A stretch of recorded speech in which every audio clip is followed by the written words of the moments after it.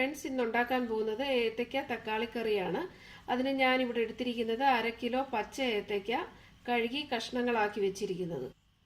മറ്റു ആവശ്യമായിട്ടുള്ള സാധനങ്ങൾ ഇവിടെ എടുത്തിരിക്കുന്നത് 3 മീഡിയം സൈസ് സവോള ചോപ്പ് ചെയ്ത് വെച്ചിരിക്കുന്നത്, കറിവേപ്പില, 3 പച്ചമുളക് ചോപ്പ് ചെയ്ത് വെച്ചിരിക്കുന്നത്, ചെറിയൊരു പീസ് ഇഞ്ചി അതും ചെറുതായിട്ട് ചോപ്പ് ചെയ്ത് വെച്ചിരിക്കുന്നത്, വെളുത്തുള്ളി 7 അല്ലി ചോപ്പ് ചെയ്ത് വെച്ചിരിക്കുന്നത്, 2 വലിയ തക്കാളി ചോപ്പ് ചെയ്ത് വെച്ചിരിക്കുന്നത്, കടുക് 1/4 ടീസ്പൂണ്, ജീരകം 1/4 ടീസ്പൂണ്, 1/4 ടീസ്പൂണ് മഞ്ഞൾ, 1/2 ടേബിൾ സ്പൂൺ മുളക് പൊടി, 1/2 ടേബിൾ സ്പൂൺ മല്ലിപ്പൊടി, 1/4 ടേബിൾ സ്പൂൺ ഗരം മസാല പൊടി.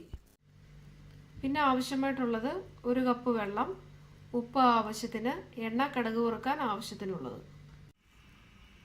ഇനി എങ്ങനെയാണോ ഉണ്ടാക്കുന്നതെന്ന് നോക്കാം. മൺചട്ടിയാണ് ഇവിടെ വെച്ചിരിക്കുന്നത്. അതിലേക്ക് ആവശ്യത്തിനുള്ള എണ്ണ ഇട്ടിട്ടുണ്ട്. ചൂടാകാൻ അനുവദിക്കാം. ചൂടായിട്ടുണ്ട്. അതിലേക്ക് എടുത്തു വെച്ചിരിക്കുന്ന കടുകിടാം.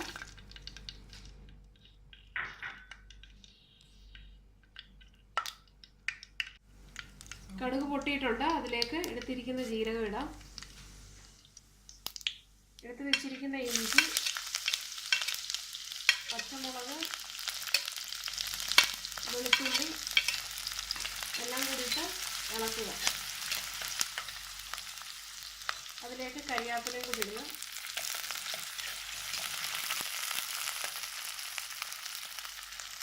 ചോപ്പ് ചെയ്ത് വെച്ചിരിക്കുന്ന സവോള ഇടാം.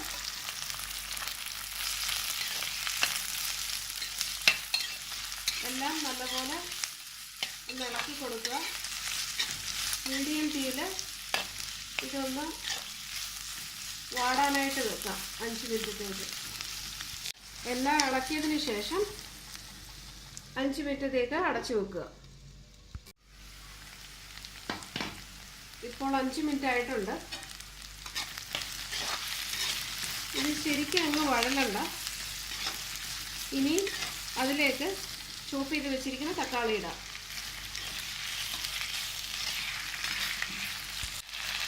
തക്കാളി നല്ലതായിട്ട് വേവാനായിട്ട് ഉപ്പിടാം. എടുത്ത് വെച്ചിരിക്കുന്ന മഞ്ഞളിടാം.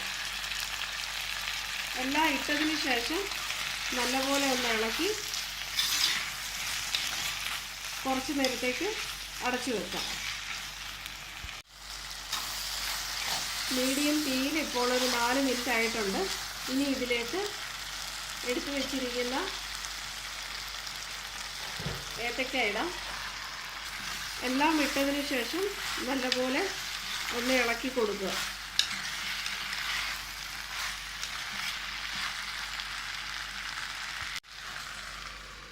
എന്നിട്ട് കുറച്ച് നേരത്തേക്ക് 2 മിനിറ്റത്തേക്ക് അടച്ചു വെക്കാം. 2 മിനിറ്റ് ആയിട്ടുണ്ട് മീഡിയം തീയിലായിട്ട്. ഇനി ഇതിലേക്ക് എടുത്തു വെച്ചിരിക്കുന്ന മുളക് പൊടി ഇടാം. മല്ലിപ്പൊടി ഇട്ടിട്ട് ഇതെല്ലാം ഒന്നും കൂടി നല്ലപോലെ ഇളക്കി മീഡിയം തീയിൽ വെച്ച് 5 മിനിറ്റത്തേക്ക് വേവിക്കുക.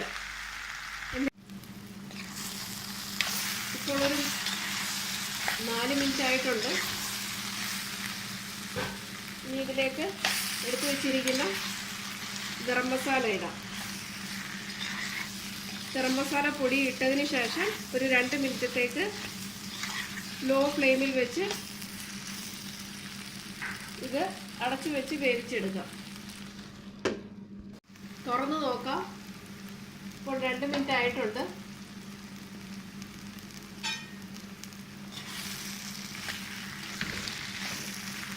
ഇനി ഇതിലേക്ക് എടുത്തു വെച്ചിരിക്കുന്ന വെള്ളം ഒഴിക്കാം.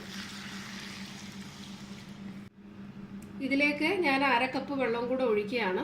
അന്നേരം എല്ലാം കൂടെ 1/2 കപ്പ് വെള്ളമായി. ഇത് വേവാനായിട്ട് കുറച്ച് സമയം വേണം.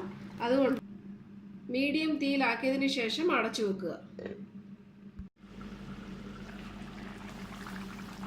മീഡിയം തീയിലായതിനു ശേഷം ഇപ്പോൾ ഒരു 10 മിനിറ്റ് ആയിട്ടുണ്ട്. ഇളക്കി കൊടുക്കാം. ഈ സമയത്ത് ഉപ്പ് നോക്കാം. ഉപ്പൊന്ന് നോക്കട്ടെ. ഉപ്പ് പാകത്തിനാണ്. ഇനി ഇത് ലോ ഫ്ലെയിമിലാക്കി ഒരു 10 മിനിറ്റ് കൂടെ വേവിച്ചു കഴിഞ്ഞാൽ ഇത് വെന്ത് കിട്ടും. അടച്ചു വെക്കാം. ഇനി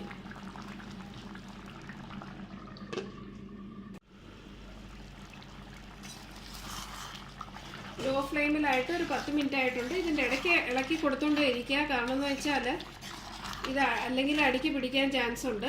ഇനി ഇത് വെന്തോ എന്ന് നോക്കണം. വെന്തോ എന്ന് നോക്കാനായിട്ട് ഇതൊന്ന് കുത്തി നോക്കുക.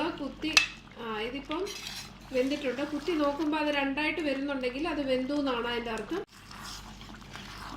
ഏത്തയ്ക്ക തക്കാളി കറി ഇപ്പോൾ റെഡി ആയിട്ടുണ്ട്. ഇതിൻ്റെ കൺസിസ്റ്റൻസി ഈ പരുവാണ്, കൊഴുത്തിരിക്കണം. ഇനി ഇത് നമുക്ക് സെർവിങ് ബൗളിലേക്ക് മാറ്റാം. ഏത്തയ്ക്ക തക്കാളി കറി റെഡി ആയിട്ടുണ്ട്. വളരെ ടേസ്റ്റി ആയിട്ടുള്ള ഒരു സൈഡ് ഡിഷാണ്. എല്ലാവരും ട്രൈ ചെയ്യുക. Thank you for watching.